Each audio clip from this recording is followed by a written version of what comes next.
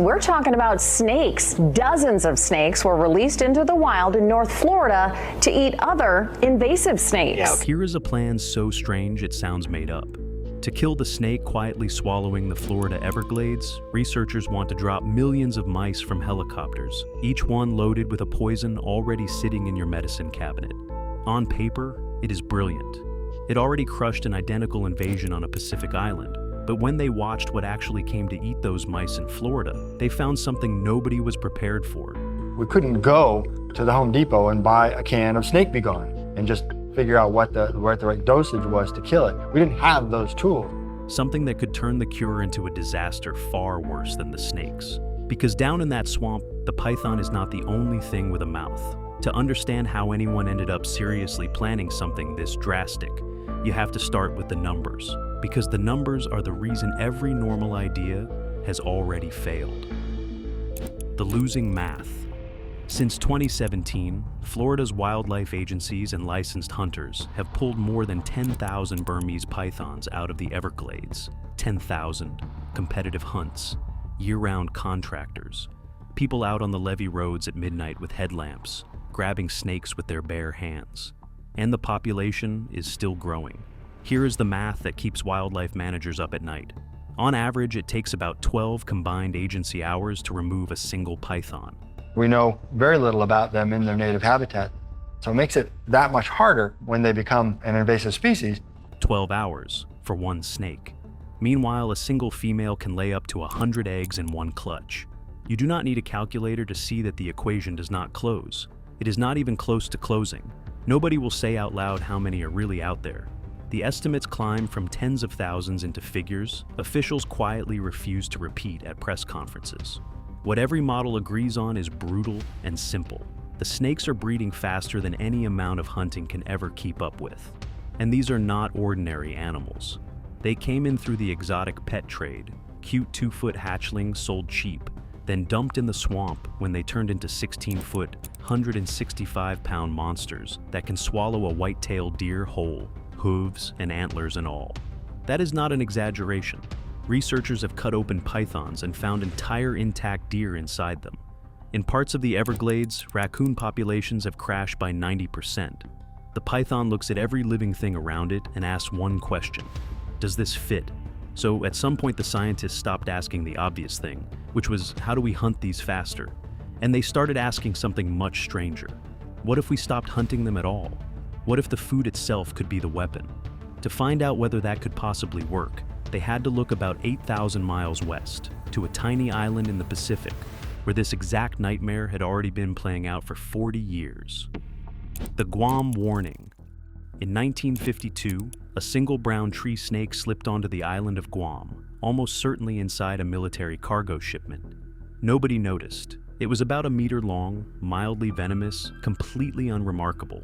Biologists barely wrote it down. They had no idea they were watching the start of an extinction. Guam's birds had spent thousands of years evolving with no ground predators at all, none. So they nested out in the open, and they felt no fear of anything moving up from below, because in their entire history, nothing ever had. To that snake, Guam was not a wild island. It was a pantry with the door propped open and the lights left on. A young graduate student named Julie Savage showed up in the early 1980s, trying to figure out why the birds were vanishing. Everyone had a theory: pesticides, disease, something in the air. Then she started finding eggs in abandoned nests, killed by something that climbed. And one day she described standing in a stretch of forest that should have been roaring with birdsong and hearing nothing. Total silence.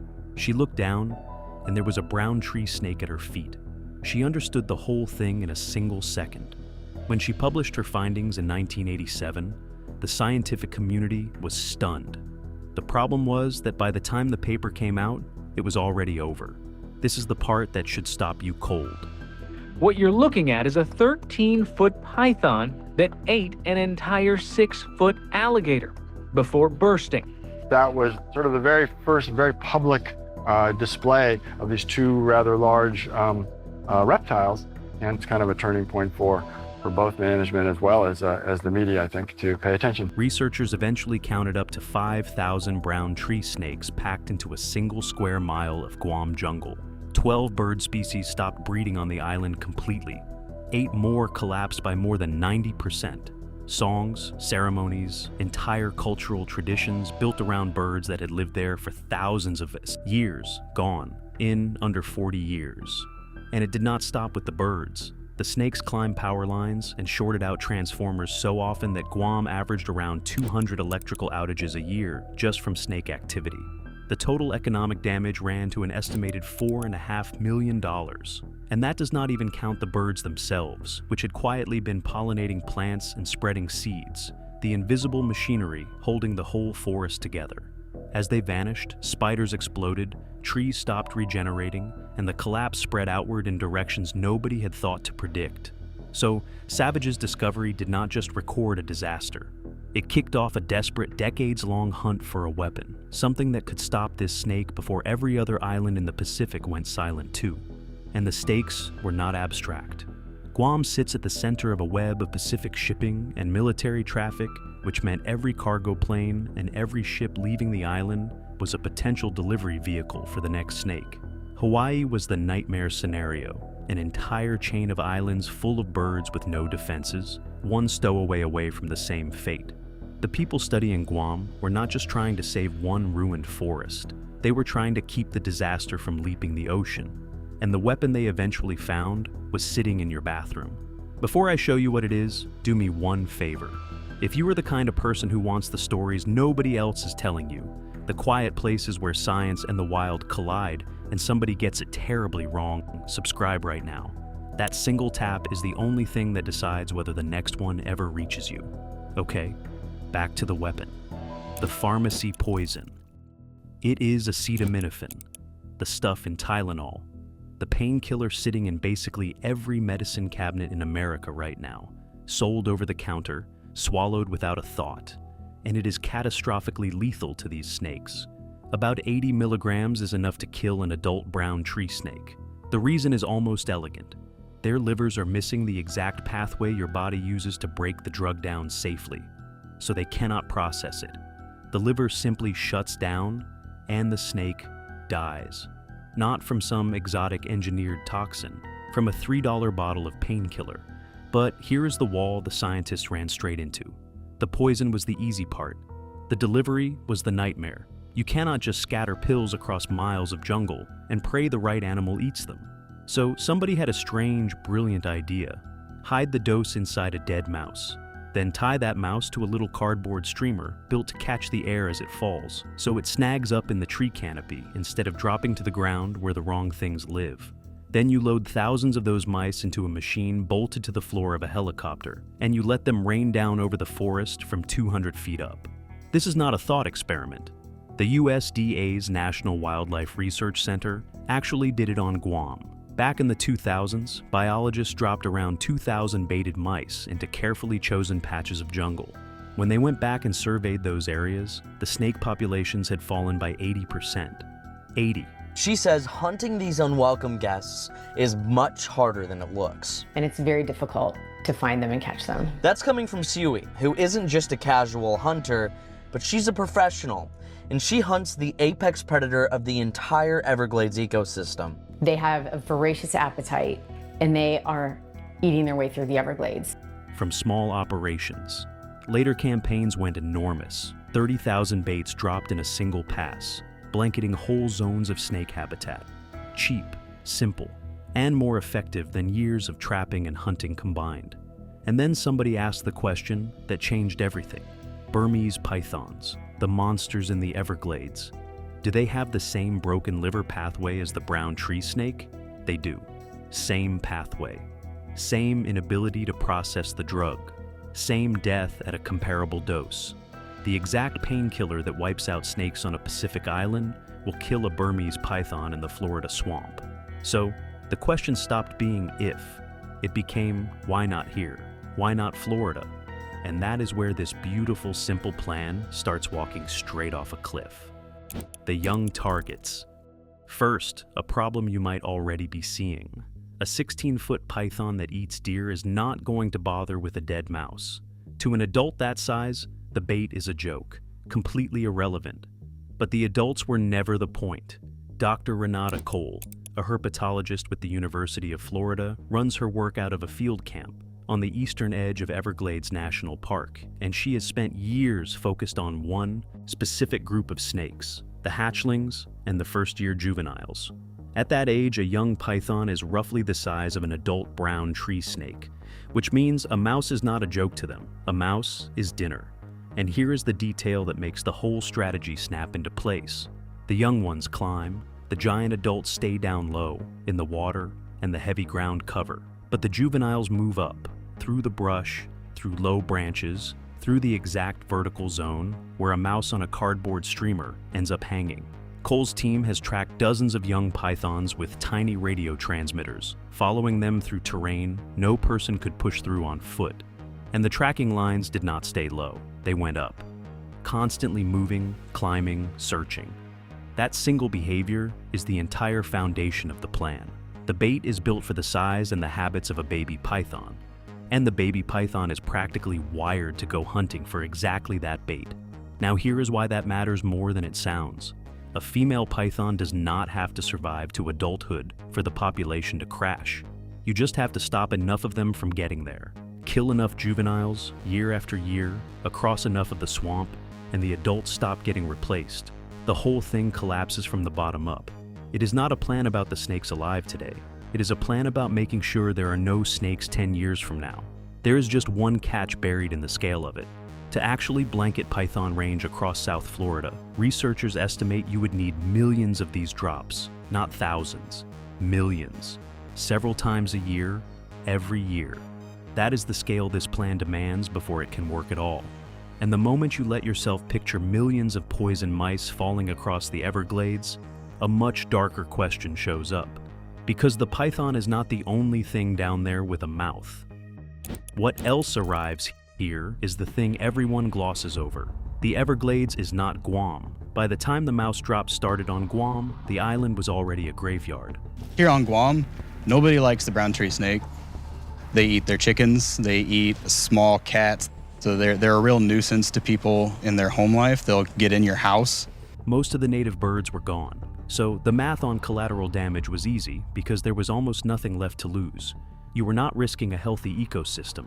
You were managing a corpse. Florida is the opposite. The Everglades is alive. It holds 350 species of birds, 60 kinds of reptiles, 40 mammals, and 50 species of fish, one of the richest, most tangled ecosystems on the continent. And acetaminophen does not care which animal it kills. Think about who is already in trouble down there. Raccoons and opossums, already down 90% from python predation. And what do raccoons and opossums eat? Rodents. To them, a dead mouse lying in the grass is not a danger. It is a free meal. So a campaign meant to kill pythons lands its very first blow on the animals the pythons had already nearly wiped out. And it does not stop with whatever eats the mouse first. Picture a squirrel that eats a poisoned mouse and somehow survives, but now the drug is sitting in its body. An owl catches that squirrel. Now the owl is poisoned. The owl carries it back and feeds the scraps to its chicks, and young raptors handle the toxin far worse than the adults do. One mouse becomes a slow chain reaction, crawling through the food web for weeks. Bald eagles, ospreys, red-tailed hawks. They will all pull a dead mouse out of low brush, especially in a lean season. A single mouse might not kill a grown eagle outright, but eagles feed their young, and a whole generation of failed nests would not even show up in the data until the surveys came back empty, by which point it is already done. And then someone ran the projection that reportedly went quiet around the room, because the worst-case casualty of this entire program was not a bird at all. It was a cat. The ghost cat. 120. That is the lowest serious estimate for how many Florida panthers are left alive on Earth. Not in a region, on Earth. An entire species, a cat that once roamed the whole southeastern United States, now fits inside that one number, and they have been squeezed into the southwestern corner of Florida, boxed in by highways and development and the Everglades itself, which is the exact same ground where these poisoned mice would be falling. Dr. Wade Hollis has tracked this population for more than 30 years. He knows most of the surviving adults by their collar data. He has followed some of them since they were kittens. He can list, from memory, the ID numbers of the ones he has lost, to car strikes, to territory fights, to disease. And when he talks about this particular risk, there is a specific kind of quiet in it, the quiet of a man who has run the numbers too many times and never once liked the answer. Here is why it terrifies him. For cats, acetaminophen is one of the most lethal substances that exists. Their livers are missing the enzyme that lets other mammals neutralize it. A small dose triggers hemolytic anemia, where the animal's own red blood cells start getting destroyed. Then, the liver fails. The dose that might just make a 30-pound raccoon sick can kill a 130-pound panther. And do not think for a second that an apex predator is too proud to eat a mouse. Panthers are opportunists. A dead mouse in the brush is free protein with zero effort and zero risk. They scavenge. They investigate strange smells. They move through exactly the swamp edge terrain where the bait would pile up. So, picture it. One of the last 120 Florida panthers on the planet slipping through the scrub at dusk, finding a dead mouse hanging in a low branch, swallowing it in 3 seconds, and walking off already dying, with no idea anything is wrong. There have been reports in the past of them coming up through the toilet, which is terrifying. We're doing what we call morphing of these snakes. We're collecting data on their size, their weight, the gender of the snakes. The conclusion every analysis keeps landing on is brutal. Lose even 2 or 3 of these cats to a bait campaign, and the population may not survive it. There is no spare, no reserve, no second chance. And here is the trap the program cannot escape. In South Florida, panther range and python range sit almost perfectly on top of each other. You cannot hit one without risking the other. So you would think that is the worst of it. It is not. Because there is one more animal tangled up in this, and it is the one almost nobody ever brings up. The snake alley. Meet the eastern indigo snake, the longest native snake in all of North America. Glossy, blue-black, completely harmless to you. And it is one of the very few animals in Florida that actively hunts and eats juvenile Burmese pythons. Read that again. Nature already built a weapon against this exact problem. The indigo hunts the young pythons. It is the natural break that should have been holding their numbers down all along. There is even a whole expensive government program breeding indigos in captivity and releasing them just to drag their population back from decades of collapse. So, here is the question that should make your stomach drop. The eastern indigo snake also eats mice. If those bait drops start, the indigos will find them. And whether an indigo can survive a dose of acetaminophen, whether it carries any resistance at all, is completely unknown. Nobody has ever tested it. Sit with that for a moment. We might pour millions of poison mice across the swamp and quietly exterminate the very ally we are spending tax dollars trying to bring back. And we would not even know it was happening until the indigos stop turning up. And it gets worse because the drops are not precise. A huge share of those mice will land in water. And python habitat is defined by water, so the drops have to concentrate right along the lakes and marshes, which means fish eat the mice. And once the drug is loose in the water and the fish, it is essentially impossible to track where it goes next. Eastern diamondback rattlesnakes, Florida cottonmouths, native water snakes, every one of them lives in that same wet zone. So, you are not making one clean cut at the python. You are dropping a poison into a living web of hundreds of species over and over, year after year, with no real idea what you are about to lose. If that sounds reckless, hold on, because somebody already tried almost exactly this, and it was not reckless at all. That is the part that should scare you. The Australia lesson. Australia ran this experiment decades ago. Foxes, feral cats, and rabbits had been shredding their native wildlife for over a century. So, scientists rolled out sodium fluoroacetate, a poison that hammers introduced mammals but barely touches native Australian animals, which had evolved alongside plants that make the stuff naturally. The logic was airtight, and at first, it worked. Native species got a real reprieve from the predators that had been eating them toward extinction. Finally, a tool that worked at scale. But the winds did not stay clean. Eagles started dying from eating the poisoned fox carcasses. The toxin climbed the food chain in ways the original models never fully caught. And by the early 2000s, some rabbit populations were showing real tolerance to the poison. The target was adapting. The weapon was going dull against the exact animal it was built to stop. This is the part Florida cannot wave away. The Australians were not cowboys. They were careful. They monitored everything. They picked a poison their own wildlife could mostly handle. They did everything right. And it still spat out consequences nobody planned for, because the food chain does not read your management plan. It just carries the poison to whatever opens its mouth next. Which brings us to a man standing in waist-deep water, staring at a laptop screen. What the camera saw. His name is Marcus Reyes, a field technician working the Python program. 3 days after a drop, he is pushing through knee-deep water to a trail camera, zip-tied to a cypress knee south of Alligator Alley. 72 straight hours of footage. He pops the memory card, loads it onto the laptop on his truck hood, and starts scrubbing. And here is what the camera actually caught. An opossum, nose twitching, dragging a bait mouse off into the grass by its little cardboard streamer. A raccoon at the same tree half an hour later, poking around with the same easy confidence.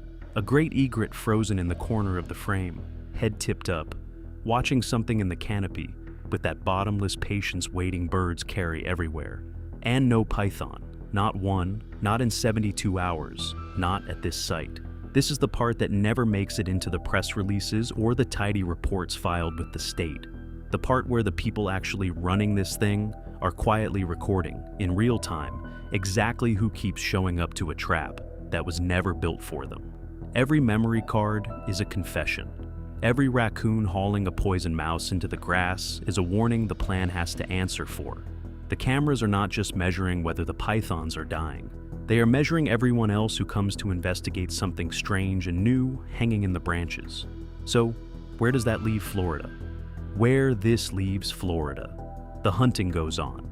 Every year, contractors and state crews and competitive hunters who know that swamp better than anyone pull thousands of pythons out of it, and it matters. Every snake removed is a snake that is not laying 100 eggs. But removal alone cannot keep up with breeding, and everybody in the field knows it, so they are trying everything else.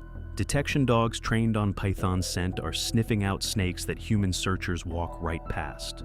Crews radio track captured females to find breeding aggregations, then follow one collared female straight into a knot of a dozen males the sawgrass would have hidden forever.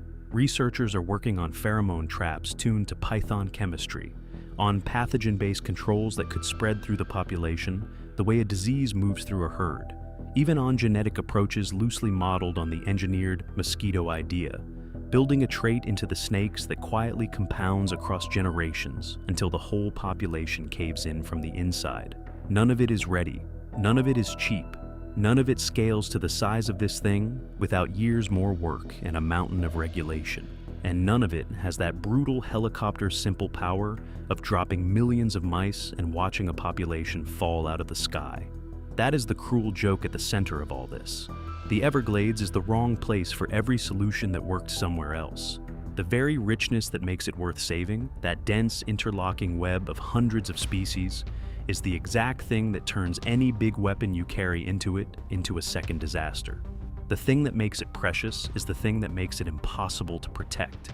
And while everyone argues, the pythons are still out there, invisible in the water and the grass. Somewhere under the flight path Marcus traced, a female is wrapped tight around 80 eggs, holding them at the perfect temperature, waiting for nothing, afraid of nothing. She has no reason to be. If this is the kind of story you want more of, the ones the rest of the country is not being told, subscribe right now so the next one finds you the second it goes live. And then tell me in the comments if the cure might kill the panther, the eagle, and the one snake actually fighting the pythons for us. Do you drop the mice anyway, or do you let the python win? Because what happens when this snake starts pushing north out of the Everglades and into the rest of Florida might be the part that should scare us most.